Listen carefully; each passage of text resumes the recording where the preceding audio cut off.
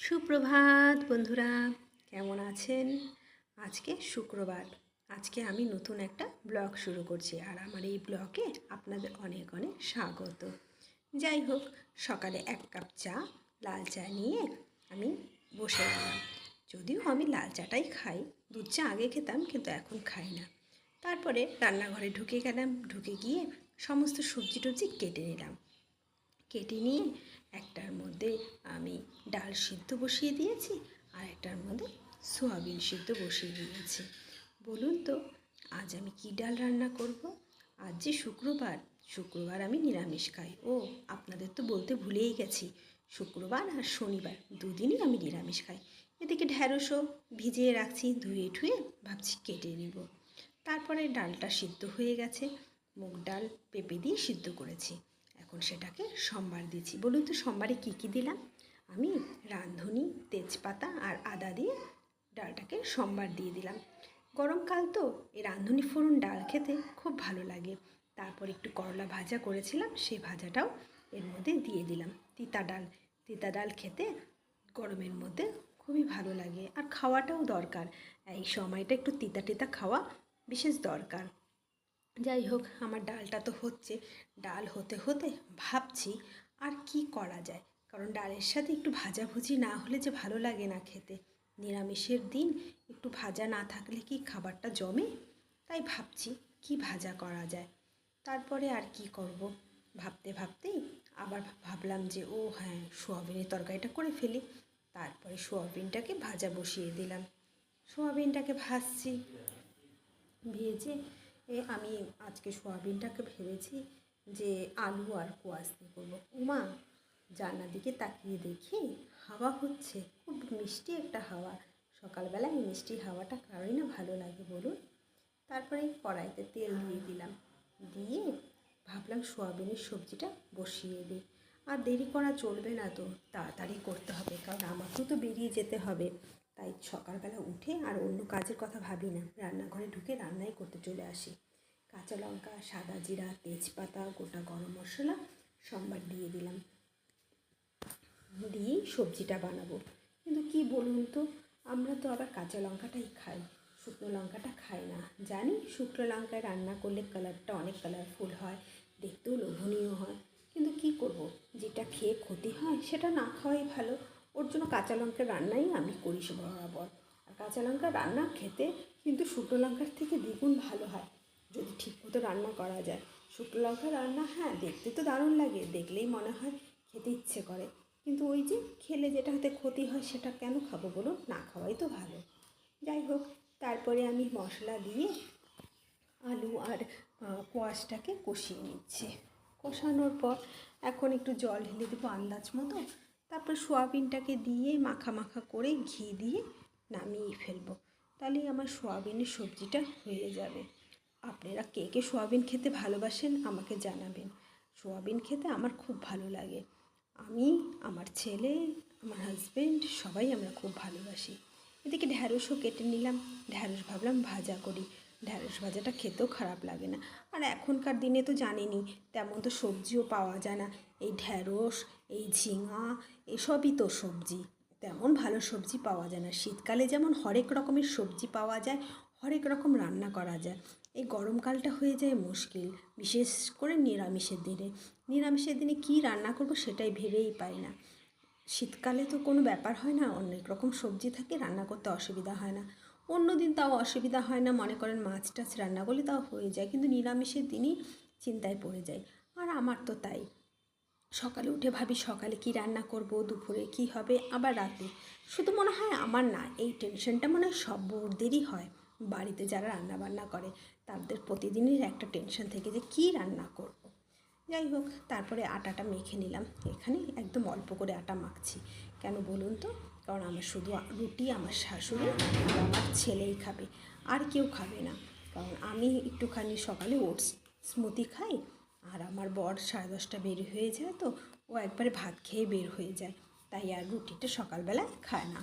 সেদিন শনি আর রবিবার দিনই সকালে টিফিনটা করা হয়, বেশি করে রুটি টুটি বানানো হয়। আর এমনি টিফিন নিয়ে যায়, 10:30 খায়, আর দুপুরে টিফিনটা নিয়ে যায়।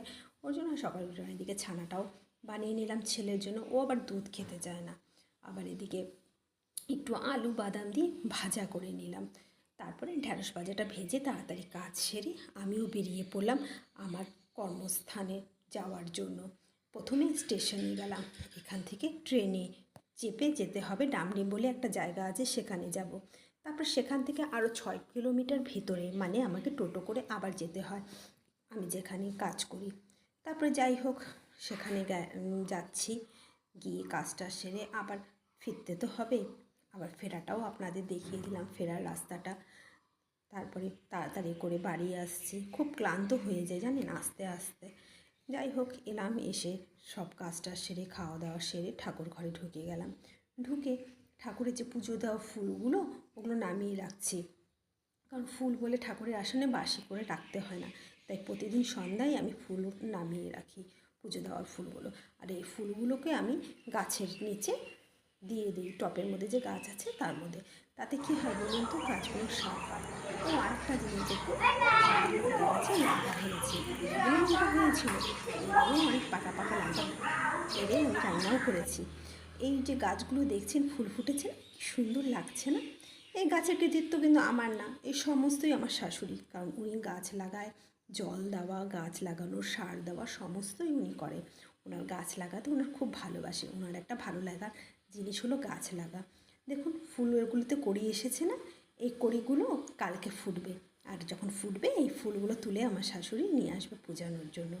ওর জন্য সকালবেলা উনি ফুল তুলে রাখে দেখে আমার পূজা দেওয়াটা সহজ হয়। যাই হোক এই সন্ধ্যাবেলা সন্ধ্যাবাতি দেওয়া তো হয়ে গেল, এবার যাই রান্নাঘরে, আবার ভাবছি রাতে কি করব।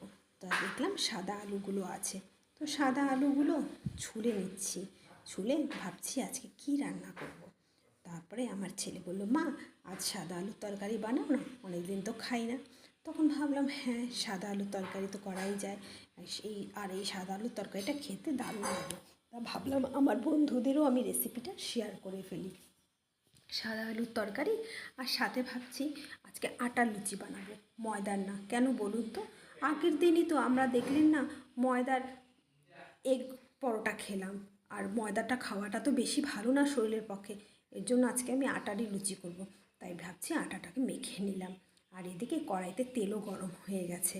এখানে কাঁচা লঙ্কা আর পাঁচফোড়ন সম্বার দিবেন, যদি পারেন শুকনো লঙ্কাও দিতে পারেন, যারা খান আর কি, আমরা তো খাই না, ওর জন্য কাঁচা লঙ্কায় সম্বার দিলাম। কাঁচা লঙ্কা আর পাঁচফোড়ন সম্বার দিয়ে তারপরে আলুগুলো ছেড়ে দিব। আর হ্যাঁ, এতে কিন্তু কোনো হলুদ টলুদ কিছু দেই না, আর লাগে খুব সামান্য জিনিস। এই সামান্য জিনিসে দেখবেন তরকারিটা হয়ে যায় অসাধারণ। সাদা আলুর তরকারি অনেকে আবার কারি পাতা দিয়েও বানায়, আমিও বানিয়েছিলাম কারি পাতা দিয়ে, কিন্তু বিশ্বাস করুন কারি পাতার থেকে এই তরকারিটা হিং দিয়ে যে আমরা এই সাদা আলুর তরকারিটা এত ব্যাপক হয় খেতে, মানে কোনো মশলা ছাড়াই এত সুস্বাদু হয় কি বলবো, মানে দারুণ লাগে খেতে। যাই হোক তেলটা গরম হয়ে গেল, সম্বারটাও করা হয়ে গেছে, এবার আমি আলুগুলো ছেড়ে দিব। ছেড়ে দেওয়ার পর কিছু না, শুধু একটু লবণ দিয়ে ঢেকে দিব, আর আস্তে আস্তে যাতে এটা ভাজা হতে থাকে তাই উলট পালট করে একটু নেড়ে দিব, মাঝে মাঝে নাড়তে থাকবো যাতে ভাজাটা সুন্দরভাবে ভাজা হয়ে যায়। তারপরে ভাবছি আর লুচিগুলো বেলে দিলে ভেজে নেব, ভেজে সবাইকে রাতে খেতে দিয়ে দেবো। আর শরীরটা আর চলছে না বুঝছেন তো, কত আর চলে, আবার তাড়াতাড়ি করে আবার সকালে আবার পরের দিন উঠতে হবে। আসলে আমি কাজ করতে ভীষণ ভালোবাসি, সারাদিন ব্যস্ততার মধ্যে থাকলে মনে হয় নিজের মনটাও ভালো থাকে, কিন্তু যেদিন আবার কাজকর্ম কম থাকে সেদিন মনটা ভালো লাগে না। এই তো ছেলে আর আছে কটা দিন বলুন, ছেলেও চলে যাবে, তারপর তো আমি একাই হয়ে যাব না। এই ছেলে যাবে আপনার এই মাসেই যাবে, আর কটা দিন আছে, তারপরে আসবে পূজাতে। সেই আশায় বসে থাকি যে পূজার ছুটিতে কবে আসবে। যাই হোক তাও সামার ভ্যাকেশন আসার পর পূজাটাতে যে আসবে, তার মাঝখানে 2-3 মাসের গ্যাপ থাকে, কিন্তু বলেন পূজাতে যখন আসে তারপরে যখন আবার সামার ভ্যাকেশনে আসে, পূজার থেকে পরের সামার ভ্যাকেশনের গ্যাপটা অনেকটা হয়ে যায়, তখন মনটা খুব খারাপ লাগে। কিন্তু খারাপ লাগলে কি হবে, সব কিছুই অভ্যাস হয়ে যায়। যাই হোক ছেলে ওখানে থাকে, আর একটা জিনিস আমার ছেলের এখন ভালো হয়েছে জানেন কি, সব কিছু খায়, সব সবজি বলুন সব ডাল বলুন। আগে যেটা খেত না, এটা খাবো না সেটা খাবো না, কিন্তু এখন হোস্টেলে থেকে দেখি এখন সব খায়, কোনো কিছুর আর বাজ নেই। তারপর এটা আলুটাকে ভাজা ভাজা করে ওর মধ্যে কতগুলো কাঁচা লঙ্কাও দিয়ে দিলাম, দিয়ে আবার ভাজা ভাজা করে জল দিয়ে দিলাম, দিয়ে সিদ্ধ করে আলুগুলোকে একটু ভেঙে ভেঙে দিলাম, তাহলে না টেস্টটা বাড়ে। আর ও হ্যাঁ, এর মধ্যে একটু চিনিও দিবেন। যারা খান আর কি মিষ্টি, অনেকেই তো আজকাল চিনিটা পছন্দ করে না, কিন্তু যারা খান তারা একটু মিষ্টি দিবেন। দেখবেন সবজি তরকারিটা এত টেস্ট হয়, এটা আপনি পরোটা হোক, লুচি হোক, ইভেন মনে করেন রুটির সাথে খুব ভালো যায়। আর দেখতে সাদা সাদাই থাকে, কারণ হলুদ তো দেওয়া হয় না, খেতেও ভালো হয়। যাক, তরকারিটা তো হয়ে গেছে, এবার আমি লুচিও বেলা শুরু করে দিলাম। আপনাদের সাথে কথা বলতে বলতে আমার অনেক কাজ হয়ে গেল, লুচি বেলাটাও হয়ে গেল। এখন লুচি একটা করে দিয়ে ভাজা শুরু করে দিলাম। ফুলকো ফুলকো লুচি খেতে কারোই না ভালো লাগে বলুন?